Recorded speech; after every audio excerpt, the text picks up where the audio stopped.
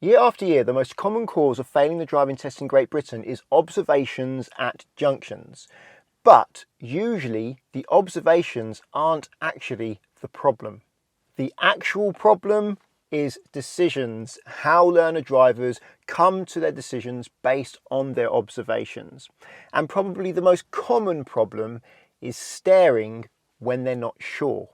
When I'm training my pupils and we're approaching roundabouts, I encourage them to make a decision. If I see they are staring, I'll say, decide now, go or walk. That discourages them from being fixated on what they're not sure about and forgetting about driving the car, and then end up stopping harshly when it's too late.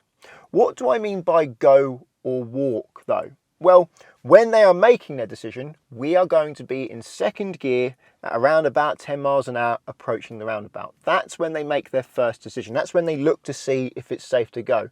If they're not sure, well, instead of stopping, what I get them to do is walk. So we're not sure, okay, don't think about that anymore. Get back to the car. New drivers struggle to do the car and decisions at the same time, which is why I try to separate these. Let's get back to the car, slow it down, make sure you focus on position, get first gear, get it walking slowly towards the line, and then look again, and then make another decision as to whether or not you definitely need to stop at the line, or if, on this occasion, you feel confident and you can actually go. Here's an example. So I'm a learner driver. I'm going right, third exit at this roundabout. So mirrors, signal right. Let's get the car doing about 10 miles an hour and second gear as we approach the roundabout. And now make a decision, stop or go. Well, I'm not sure about that blue car. Don't think about the blue car, then just slow down, get first gear, get near the line. Now make your next decision. Now it's obvious that I've got time to make it. I didn't stop. I just went very slowly and walked towards the line in first gear, ready to go. What usually happens in that situation if I don't help my learner driver is they stare at the blue car, and they continue to stare at that blue car until they have figured out whether or not they need to wait. The trouble with this is by the time they figure out that they need to give way to the blue car, well, sometimes it's too late for them to stop safely. What I've learnt over the years of teaching people to drive, I learnt this a long time ago actually, is learner drivers are either looking to make a decision to see if it's safe to go, or they are driving the car they are supposed to be driving. Rarely do they combine both. So whilst they're staring at that blue car, they're not really thinking about controlling the car. They're not slowing down towards the roundabout anymore. When they're downhill, they might be speeding up without even realising it. So now we're too fast to be able to stop safely. Also, at roundabouts, the road usually bends to the left as you enter the roundabout. They're not looking where they're going, they're focusing on the blue car. So they don't bend to the left and they continue straight and start to lose their position. What I'm trying to do is encourage my pupils to be okay with not knowing what the blue car is going to do. When they look, I'll ask them, are you sure? Are you confident? Can you go or do you need to walk? And if they're confident, let's get going. If there's any uncertainty, if they're not sure, I'll just say, don't worry about the blue car, stop looking for now, get back to driving this car, get it slow, get the clutch down, get first gear. Hopefully now we're going to be rolling slowly towards the line, walking. Ideally, if we roll slowly towards the line and not stop, we don't have to do a hill start. That's why I want to keep the car rolling if we can, instead of just stopping at the last moment. And when they're slowly rolling towards the line in first gear, ready to go, when they look now, usually it's fairly obvious as to whether or not they can go or they need to stop. If my pupil decides to wait at the roundabout for a car that they're not sure about and that car doesn't come round, well, that's actually part of the lesson. There's a couple of things going on here. One is it helps them learn judgment. They start to learn, oh, if a car looks like that, they're coming round. If they look like that, they're not coming round. They start to learn those nuances, the difference in position and speed in vehicles and the signal. But also, I can point out, just because you know now the car didn't come round, you didn't know that back then. The information you had back then was less than you have now. In hindsight, it's easy. So next time, still be cautious. If there's any doubt, give way. Don't stare at them. Get the car slow, get it rolling towards the line, get first gear so that you're ready to go, and then have another look instead of just staring at them until you know what they are doing. So the problem at the roundabout is not making a decision. My pupil is observing, but they're not deciding based on what they've seen, they're just staring. Here, however, this is more an observation problem. At the end of the road, I'm going left. And this is quite a closed junction. So I'm at the end here, and you can see that's the view to the right, and that's the view to the left. Not very good. What learners would normally do is just look, see nothing's coming, and go. What I will do is I'll train them to peep and creep to get a better view before committing, but even then they'll still get to here where they can't see and still go. That's not good enough. You can't see far enough yet to make a decision. You need to move forwards slowly and carefully until you can actually see down the road that nothing's coming. That's when you can go. If you want to watch a video all about how to deal with closed junctions, they are junctions like the one I just did where you can't see, and how to peep and creep, I'll leave a link to one up there. However, I think this is more of a decision-making problem than an observations problem. Even though I'm contradicting myself now and I said this is an observations problem, I really think from my experience the problem is still down to decision.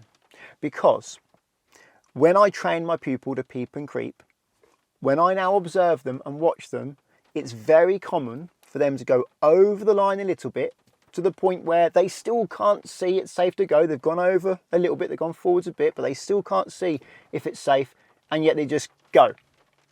The problem here is their willingness to make a decision to go when they can't see it's safe to go. And I think that is partly down to the fact they've gone over the line and they feel like they've just got to clear the junction because they're over the line. An examiner will mark the observations box, but as a driving instructor, I need to go a lot deeper than that. I need to figure out the root cause to actually help someone. And how can I help people with this? Well, usually it's a case of helping them feel comfortable rolling slowly forwards over the line to improve their view, and only make their decision to go once they can see it's clear, or they are now completely in the way, so there is no point looking anymore. They may as well just finish. But it doesn't only happen at closed junctions where you can't see because of hedges or parked cars. It can also happen at a busy junction at the end of the road when they're waiting to turn right. Here's an example of where I want to turn right, but traffic is blocking my view from the left. It's also raining, which makes it less clear, but my view is still clear enough that I can see approaching traffic. But what is hiding behind the bus? A van. If a van can hide, then approaching cars can definitely hide. And it doesn't even need to be a bus. Large SUVs and even cars can block your view of other cars, especially bikes.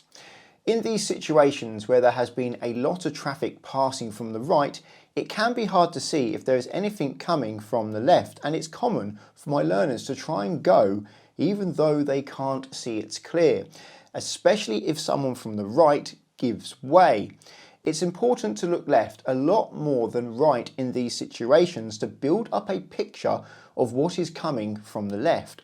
Only go when you are sure it is safe, even if that means you need to wait a while to get a better view. Earlier I said that my learner drivers are willing to go even though they don't know it's safe to go. And I've used the wrong word. It's not willing. They're not willing to go. Most of my learner drivers want to drive safely. They're not willing to drive unsafely. But what most of my learner drivers are is easily pressured into going when it's unsafe. So they're halfway across a giveaway line. They still can't see properly, but they feel the pressure to clear the junction. So they go even though they don't know it's safe. Or they're waiting to turn right at the end of a busy road. A car on the right gives way.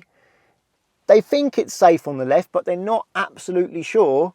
And In my experience, most learner drivers, particularly at the earlier stages, will succumb to that pressure and go to go, even though it may not be safe and I have to say something or step in. So willing to go when it's not safe is the wrong word. They're not willing to, but in my experience, most learner drivers, particularly at the earlier stages, they are easily pressured into going when they're not sure.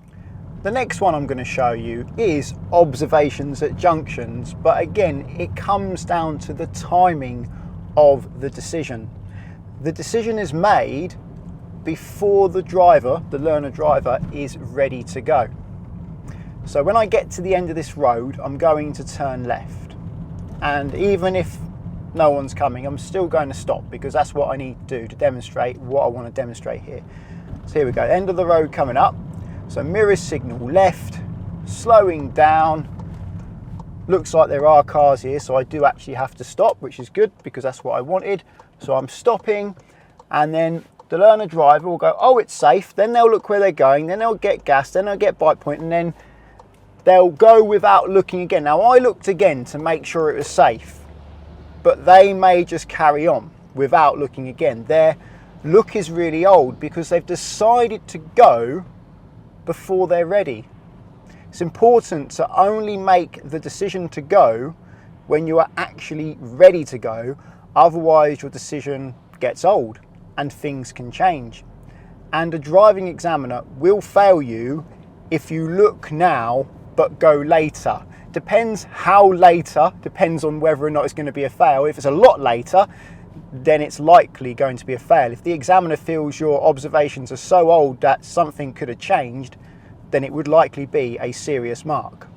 It's important to master the skill when you're learning to drive of checking whilst you're waiting to pull out, checking at the same time as preparing the pedals. So everything, there's an opportunity coming, just keep looking, start doing your pedals, and if the opportunity is there when you're ready to go, take it.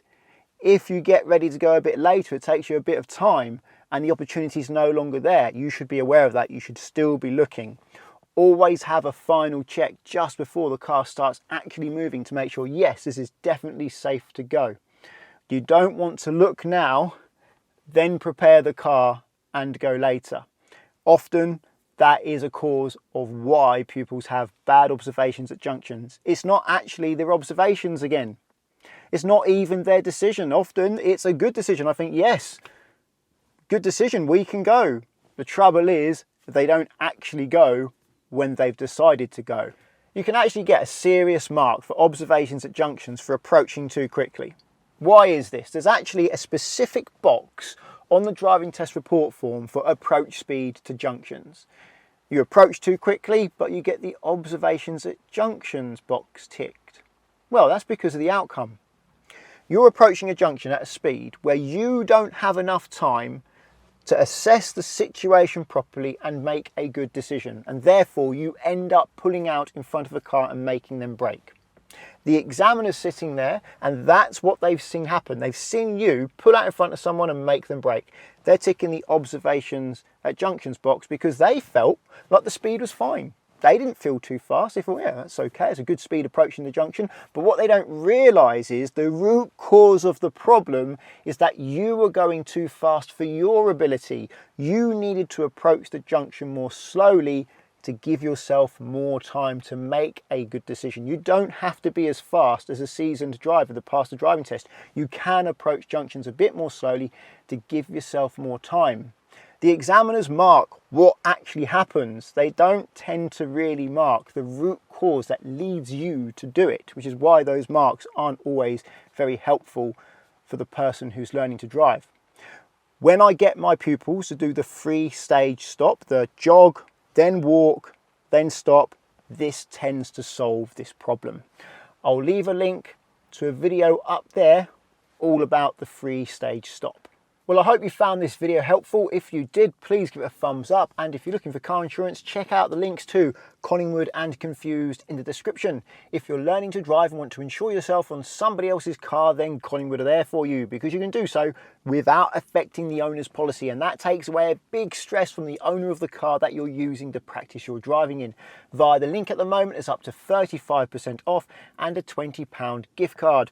If you want to insure your own car, I recommend checking out the link to confused.com, because with Confused you fill out one quote form and get loads of quotes back from many insurers to compare who's cheapest, and you can change your car on that quote as many times as you like without having to do the whole quote again. So you can just do one quote and keep changing the car, recalculating to compare how much it costs to insure different cars. That's useful if you're shopping around for a car. Using the links doesn't cost you anything, but it does support the channel, so thank you very much. Subscribe to get my future videos, and until the next one, cheerio.